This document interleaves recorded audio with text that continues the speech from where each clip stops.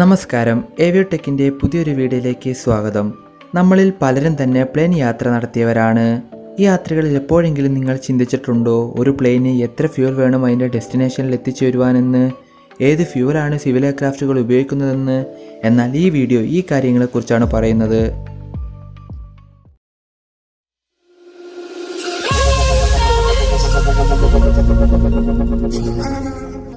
Civil എയർക്രാഫ്റ്റുകളിൽ use ചെയ്യുന്ന fuel jet ഫ്യൂവലാണ്. അതിൽ jet A1 ആണ് ഗ്ലോബലി യൂസ് ചെയ്യുന്ന ഫ്യൂവൽ. ഇത് ജെറ്റ് എഞ്ചിനിലും അതുപോലെ ടെർബോ പ്രൊപ്പ് എഞ്ചിനിലും യൂസ് ചെയ്യുന്നു. ഇതൊരു കെറോസിൻ ടൈപ്പ് ഫ്യൂവലാണ്.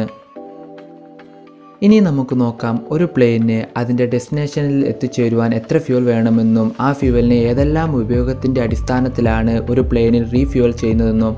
ആദ്യമായി ട്രിപ്പ് ഫ്യൂവൽ. ഈ ഫ്യൂവൽ എന്ന് പറയുന്നത് ഒരു പ്ലെയിനിന് അതിൻ്റെ ഡിപ്പാച്ചർ എയർപോർട്ടിൽ നിന്നും ഡെസ്റ്റിനേഷൻ എയർപോർട്ടിൽ എത്തുവാനുള്ളതാണ്. ഈ ഫ്യൂവൽ യൂസ് ചെയ്യുന്നത് take off, climb, cruise flight, descend, approach, അവസാനം ഡെസ്റ്റിനേഷൻ എയറോഡ്രോമിൽ ടെസ്റ്റ് ഡൗൺ ചെയ്യുന്നതിനുമാണ്. എന്നാൽ ഈ ഫ്യൂവൽ മാത്രം പോരാ, ഒരു പ്ലെയിൻ പറത്തുവാൻ താഴെ പറയുന്നവയും അത്യാവശ്യമാണ്. അവയാണ്: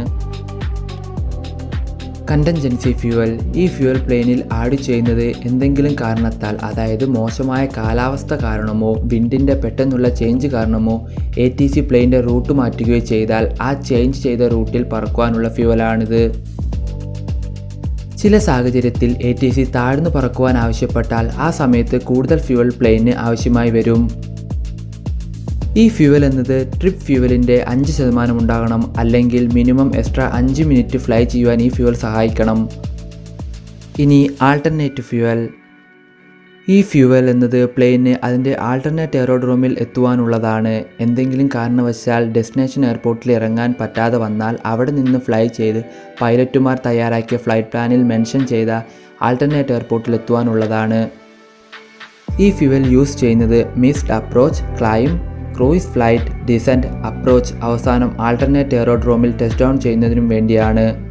അടുത്തതായി പ്ലെയിനിൽ ആഡ് ചെയ്യുന്ന ഫ്യൂവലാണ് ഫൈനൽ റിസർവ് ഫ്യൂവൽ. ഈ ഫ്യൂവൽ എയർക്രാഫ്റ്റിൽ ആഡ് ചെയ്യുന്നതിന് ലോ റെഗുലേഷൻസ് ഉണ്ട്. ഈ ഫ്യൂവൽ എന്തിനാണെന്ന് വെച്ചാൽ ആൾട്ടർനേറ്റ് എയർപോർട്ടിൽ ലാൻഡിംഗ് നടക്കാത്ത എന്തെങ്കിലും കാരണമുണ്ടായാൽ, അതായത് റൺവേയിൽ വല്ല തടസ്സങ്ങൾ ഉണ്ടെങ്കിൽ അത് മറികടക്കുന്നത് വരെ വീണ്ടും പറക്കുവാൻ ഉപയോഗിക്കുന്ന ഫ്യൂവലാണിത്. ഈ ഫ്യൂവൽ പ്ലെയിനിനെ മിനിമം 30 മിനിറ്റ് ഫ്ലൈ ചെയ്യുവാൻ സഹായിക്കും. ആൾട്ടർനേറ്റ് എയർപോർട്ടിൻ്റെ 1500 അടി ഉയരത്തിൽ അതിൻ്റെ ഹോൾഡിംഗ് സ്പീഡിൽ. അടുത്തതായി പൈലറ്റുമാരുടെ ആവശ്യപ്രകാരം കുറച്ച് എക്സ്ട്രാ ഫ്യൂവൽ പ്ലെയിനിൽ ആഡ് ചെയ്യും. ഇത് എന്തിനാണെന്ന് വെച്ചാൽ എയർപോർട്ടിൻ്റെ തിരക്കിനനുസരിച്ച് ചില സമയങ്ങളിൽ ടാക്സി വേകളിൽ പ്ലെയിന് ഹോൾഡ് ചെയ്യേണ്ടതായി വരും. ആ സമയത്ത് ഉപയോഗിക്കുന്നതിനാണ് ഈ ഫ്യൂവൽ. അവസാനമായി ടാക്സി ഫ്യൂവൽ. ഈ ഫ്യൂവൽ പ്ലെയിനെ അതിൻ്റെ ഗേറ്റിൽ നിന്നും റൺവേയിൽ എത്തിക്കുന്നതിനാണ്. അതുപോലെ പ്ലെയിന് ഗേറ്റിൽ കിടക്കുമ്പോൾ auxiliary power unit APU run ചെയ്യിക്കുന്നതിനും വേണ്ടിയുള്ളതാണ്. ഈ APU ഉപയോഗിച്ചാണ് എൻജിൻ സ്റ്റാർട്ടാക്കാത്ത സമയങ്ങളിൽ എയർക്രാഫ്റ്റിന് ഇലക്ട്രിക്കൽ പവർ കിട്ടുന്നതും അതുപോലെ എയർക്രാഫ്റ്റിലെ AC ഉപയോഗിക്കുന്നതും. അതുപോലെ ഈ APU മെയിനായി എൻജിൻ സ്റ്റാർട്ട് ചെയ്യുന്നതിന് ഉപയോഗിക്കുന്നു. ഈ ഫ്യൂവലിനെ എല്ലാം ചേർന്ന് വിളിക്കുന്ന പേരാണ് ബ്ലോക്ക് ഫ്യൂവൽ എന്ന്.